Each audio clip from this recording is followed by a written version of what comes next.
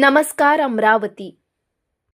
काँग्रेसचे राष्ट्रीय अध्यक्ष आणि राज्यसभेचे विरोधी पक्षनेते मल्लिकार्जुन खरगे यांच्या उत्तराखंडमधील हल्द्वानी येथील रामलीला मैदानावर झालेल्या सभेनंतर मंचाचे कथितरित्या शुद्धीकरण करण्यात आल्याचा प्रकार समोर आला आहे। या घटनेचे पडसाद आता अमरावतीत उमटले आहेत। या प्रकाराचा निषेध करत आंबेडकरी अनुयायांनी अमरावती जिल्हाधिकारी कार्यालयावर तीव्र निदर्शने केली। यावेळी आंदोलकांनी जोरदार घोषणाबाजी करत संबंधित घटनेची चौकशी करून दोषींवर योग्य ती कारवाई करण्याची मागणी केली।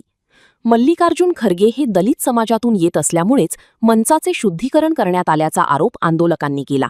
हा प्रकार केवळ खरगे यांचा अपमान नसून एका संविधानिक पदावर असलेल्या व्यक्तीचा आणि पर्यायाने देशाच्या लोकशाही मूल्यांचा अपमान असल्याचेही आंदोलकांनी म्हटले। स्वातंत्र्याला 80 वर्ष पूर्ण होत असतानाही देशात मनुवादी विचारसरणी जिवंत असल्याचा हा पुरावा असल्याचा आरोप यावेळी करण्यात आला। या प्रकरणाची सखोल चौकशी करून दोषींवर कठोर कारवाई करावी या मागणीचे निवेदन आंबेडकरी अनुयायांच्या वतीने जिल्हाधिकाऱ्यांमार्फत राष्ट्रपतींना देण्यात आले।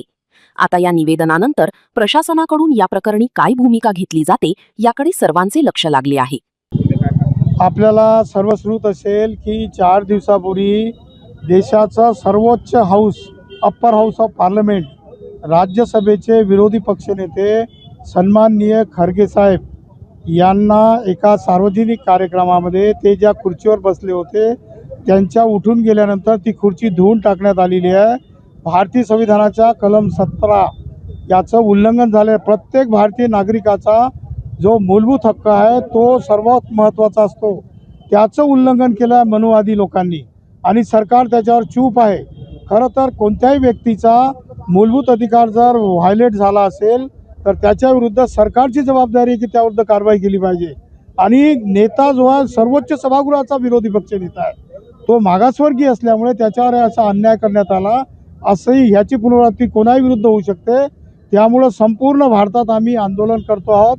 त्याचाच एक भाग म्हणून येथील अमरावतीतील सर्व आंबेडकरी आणि बहुजनांच्या सर्व संघटनांनी मिळून आम्ही खरगे साहेबांचा जो संवैधानिक अपमान झालेला आहे त्याचा निषेध करण्यासाठी इथे एकत्रित आलो आहोत।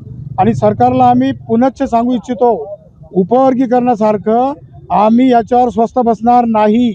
अशा प्रकारचे जर गुन्हे किंवा अशा प्रकारचे अन्याय जर होत राहतील तर आम्ही त्याच्याविरुद्ध खंबीरपणे उभे राहणार आहोत।